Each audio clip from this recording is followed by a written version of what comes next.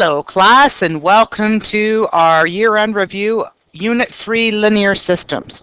So remember, ladies and gentlemen, linear means a straight line when curved, so a relation that has a straight line relationship, and systems means at least more than one. So it's two linear equations grouped together, and we're going to have the same two unknowns. So usually it's y and x, or sometimes it's c and n, but both equations will have the same two unknowns. All right, so taking a look here, oh, sorry about that.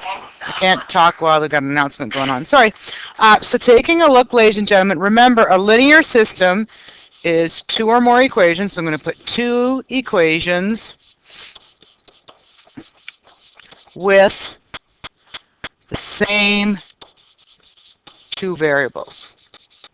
And in most cases, we use x's and y's, okay, folks?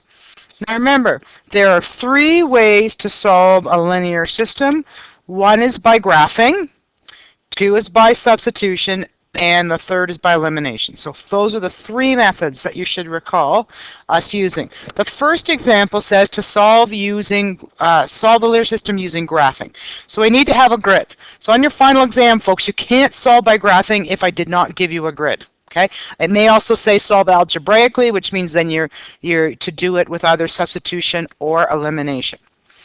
Step number one, ladies and gentlemen, no matter what method you're using of solving, is to identify equations 1 and 2. Okay? And since we have to graph these, ladies and gentlemen, we have to get them in a form so that we can graph. We can't graph them as is. Okay? We need to get them into the form of y equals mx plus b. So I'm going to leave my y term as it is, and I'm going to take the 2x, bring it over, it's going to become minus 2x. I'm going to take the negative 3, bring it over, it's going to become positive 3. Now it's in the form of y equals mx plus b.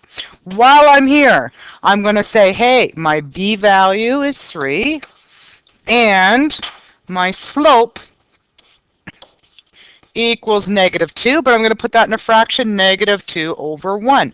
Normally, slope is rise over run, but if it's negative, I'm going to, instead of rise, I'm going to fall and then run. Okay? All right. Let's take a look at the second equation, ladies and gentlemen.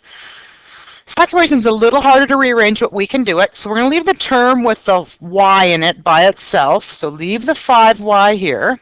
And we're going to move all other terms over. So the 3x is going to come over and become negative 3x. The positive 13 comes over and becomes negative 13. And then to get y by itself, currently it's multiplied by 5, so you have to do the opposite, which is divide by 5. Whatever you do to one term, you do the same to all the terms. Or whatever you do to one side, you do to the other side.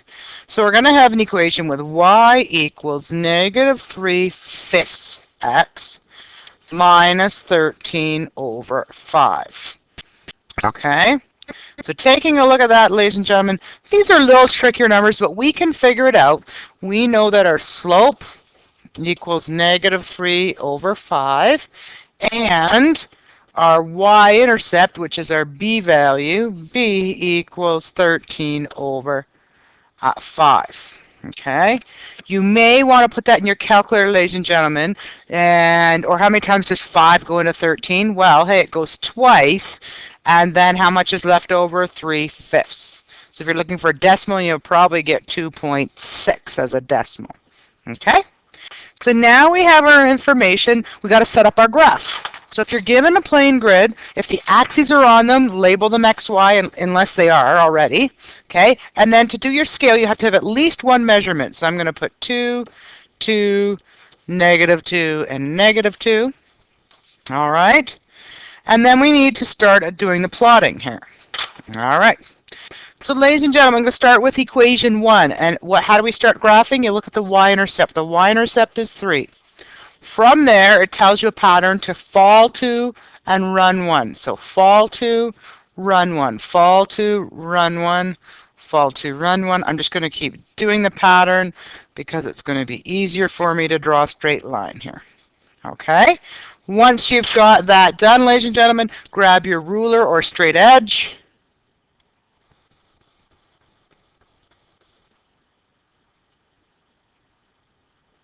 Okay?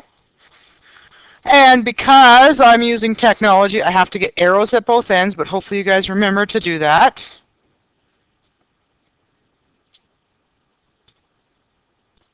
Okay. Ha. That went on the wrong equation. Let's see what happened there. Didn't seem to work.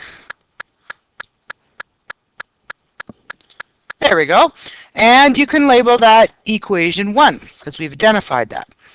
Okay, now the second one's going to be a little harder, but we can do it. Okay. One thing I forgot to mention, folks, is when we take a look at the y-intercept, it's not just, I apologize, I forgot the sign here. It's not just 13 over 5, it's negative 13 over 5. So can you throw a negative sign in there, guys? Okay, so I'm going to start at past negative 2. Okay, so it's between negative 2 and negative 3, but it's most of the way down there. Okay, so it's almost closer to negative 3 than it is to negative 2. All right, from there, ladies and gentlemen, I'm going to go use my slope. So go down 3, 1, 2, 3, and over 5. So, go down 3, so 1, 2, 3, and over 5. 1, 2, 3, 4, 5. Okay? Taking a look at that. Oh, I'm in the wrong spot. Give me a second. Sorry. I'll erase that. This is a tough one here, guys. Okay. So 1, 2, 3, and then if I go over, I'm close to here. So close to this one. So I would say the closest point, ladies and gentlemen, would be that one there. Okay, so what's the ordered pair there, folks? Let's fill this in. 4 and negative 5. Okay, and this is one of the methods, folks, that's hard to do when you have a fraction, because sometimes your solution does not occur at a crosshair. So it was very close to the crosshair, so I had to put it closest to the nearest one. Okay, where the other two methods, elimination and substitution, they will automatically give you the correct answer. It could be fractions. Okay, all right, and let's label that equation 2. We circle the point and say P of I, meaning point of intersection, is 4 and negative 5. And then off to the side you say, therefore, solution, hopefully you remember this, xy equals 4, negative 5. All right? Awesome. Okay, that's method 1, which is graphing. Example 2 says, solve the following using substitution or elimination. Well, I'm going to take a look at my third example. I want to do one of each type. So for this method, I'm going to choose to use substitution. Okay? All right. And the last example, I'll do elimination. So the first thing we need to do is label equations 1 and 2. And what we need to do is rearrange one equation to get the variable by itself. So looking at equation 2, all my variables have coefficients in front of them that aren't 1. Looking at equation 1, my x is the easiest one to get by itself. So I'm going to go x equals, and I'm going to take the 2y, bring it over, and it's going to become negative. Okay, that's when I'm going to sub into the other equation. So you're going to write down sub x equals 3 minus 2y into equation 2. Okay, so wherever I see, I'm going to rewrite equation 2. Wherever I see an x, I'm going to put this value in. So 5 times what says x, so I'm going to write 3 minus 2y plus 4y equals 8. So there's the rest of equation 2. And notice, folks, when I've done that substitution, there no longer is an x. Okay, so what I need to do is my distributive law. So I'm going to have 15 minus 10y plus 4y equals 8. I'm going to collect my like terms here of my y's. So I'm going to have negative 6y. I'm going to take that 15, bring it over, and it's going to become negative 15 because I've got to get the constants on the other side. And negative 6y equals negative 7. Okay, to get y by itself, you divide both sides by negative 6. So y equals 7/6. Okay, so once you've got your answer to the first one, you're going to sub your answer, which is y equals 7, 6. And you can choose which equation looks easiest to sub into. I'm going to choose equation 1. Okay, so I'm going to go x plus 2. Instead of writing y, I'm going to go 7 over 6 equals 3. So x plus, now you can do a little cancellation here, folks. 2 goes into 2 once, it goes into 6 3 times. So you're really going to have 7/3 here. Okay. Equals 3. So x equals 3, and move the 7/3 over to the other side and subtract it. Okay. Plug it in your calculator, folks, and x equals 2/3. Again, use your fraction button in your calculator to help you with that. And don't forget your final statement in this case. Solution xy equals 2/3 and 7 6. Okay, remember, for every linear system, folks, you can do a left side, right side check to make sure that your answers are correct if you have time. On your exam, I recommend you doing that.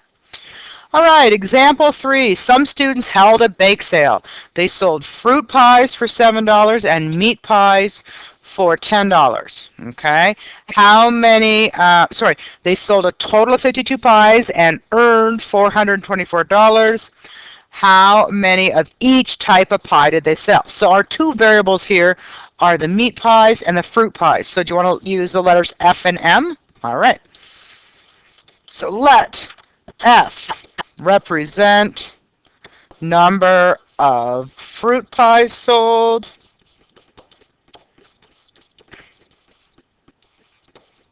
Okay. And let M represent number of meat pies sold.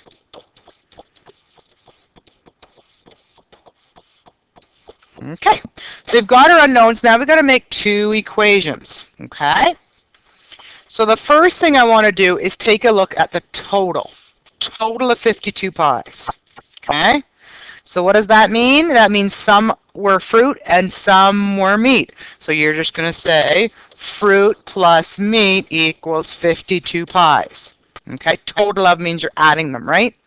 Okay, so that's my equation 1. The second equation comes with the cost factor. Okay, so if we know we earn a total of $424, okay, this is for my equation 2, we have to take into consideration the cost of each pie. So if we look at the fruit pie, it costs $7, so it's going to be 7F plus the cost of the meat pie, which is 10, so 10M equals that. Notice, ladies and gentlemen, we have them lined up, but in order to use, and I'm going to use the elimination method, but in order to use the elimination method, either the coefficients in front of F or the coefficients in front of M need to be the same. I think, for me, I like to just multiply things by 10, okay?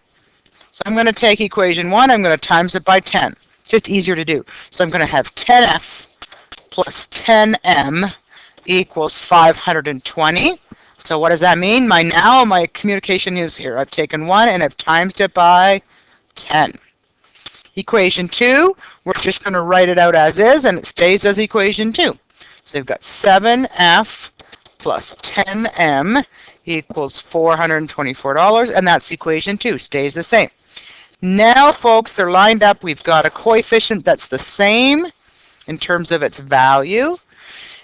And then we got to figure out, based on how do we eliminate the M's, that means we're going to have to decide, do we add these two terms to get rid of them, or do we subtract them? Same signs mean you need to subtract. Okay? Otherwise, if you add them, you're going to have 20 meat pies, and that won't work. Okay? Whatever you do to one term, you do to all the terms. So 10 subtract 7 is 3F. Okay? And 10M subtract 10M is going to be 0M, so that eliminates out. And use your calculator. What is 520 subtract 424 is 96. And then to get F by itself, you divide both sides by 3. So F equals 32. So far we know 32 pies are sold.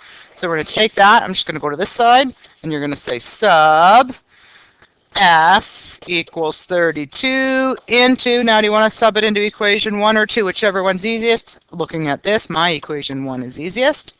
Okay, so it's going to be 32 plus M equals 52. To find M, you take the 32, bring it to the other side. So M equals 20. Please don't give me a therefore statement. Therefore, FM equals 3220. It's a word problem, so we want a proper communication. So therefore, and use words. They sold 20 meat pies and 32 fruit pies.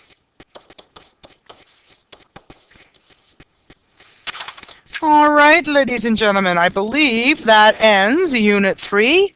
Okay, if you need any help, please come and see me. Please plug away at your practice, and remember at the end you can do a final sorry, back the truck up there. You can do a practice final exam, okay? So keep working at it and see me if you need any help. Namaste.